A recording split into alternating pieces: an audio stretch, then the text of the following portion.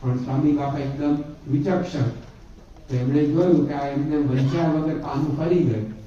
પેલા સંતને એમણે પૂછ્યું કે કેમ આ પાનું કરું વાંચ્યું નહીં? તો એમણે કહ્યું કે સ્વામી આમાં તો સત્સંગ શિક્ષણ પરીક્ષામાં જે વિશેષ પરિણામ લાવે છે એની નામાવલી છે, કેવળ નામ જ છે, એટલે એમાં શું વાંચવું? સ્વામી કહે કેવળ નામ છે એમાં શું થઈ ગયું? આ બધાએ આટલી બધી મહેનત કરી છે તો આપણે એમના નામ તો સાંભળીએ ને. તો જે કોઈ પણ આ કાર્યમાં ભળે છે એના નામ એ સ્વામી બાપાના મનમાં હૃદયમાં એ અંકિત થાય છે. તો આવો રાજીપો એમણે પોતે આ બધા પરીક્ષાર્થીઓ ઉપર એ વખતે વરસાવેલો. 1980માં સ્વામી બાપા અમેરિકામાં હતા ને ત્યાં બોસ્ટનમાં એમની આંખના મોતિયાનું ઓપરેશન થયું. પછી ડૉક્ટર જેસી પટેલના ત્યાં તેઓ વિશ્રામ કરતા હતા. તે વખતે એમની આગળ ભક્ત ચિંતામણી ગ્રંથનો પાઠ થતો હતો. એમાં પણ હરિભક્તોની નામાવલીના ઘણા બધા પ્રકરણો નિષ્કુળાનંદ સ્વામીએ લખ્યા છે.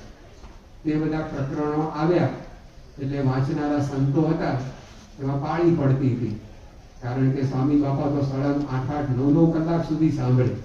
હવે એક ધારું આટલું બધું તો કોણ વાંચી શકે? એટલે વાંચનારાના વારા પડે, કોઈક 2 કલાક વાંચે, કોઈક 2.5 કલાક વાંચે, કોઈક કલાક વાંચે. અને સ્વામી બાપા પોતે પલંગમાં સૂતા સૂતા સાંભળે.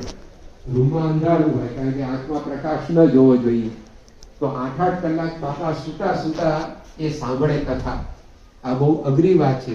કથા સાંભળતા શ્રી સ્વામિનારાયણ ભગવાનની. તો આજે જે અક્ષરધામની ડિગ્રી વિષયક કાર્યક્રમ કે આપણે માણવાના છીએ, તે અક્ષરધામની ડિગ્રી આપવા માટે સ્વામી શ્રી આજે વહેલા આપણને દર્શન આપવા પધારી ચૂક્યા છે. પરીક્ષાઓને જેમને અતિશય પ્રોત્સાહન આપ્યું છે એવા સ્વામી શ્રીના પૂજા દર્શન કરી એમના સાનિધ્યમાં થનારા વિવિધ કાર્યક્રમોનો લાભ લઈ આપણે પણ ધન્ય થઈએ. શ્રી સ્વામિનારાયણ ભગવાન.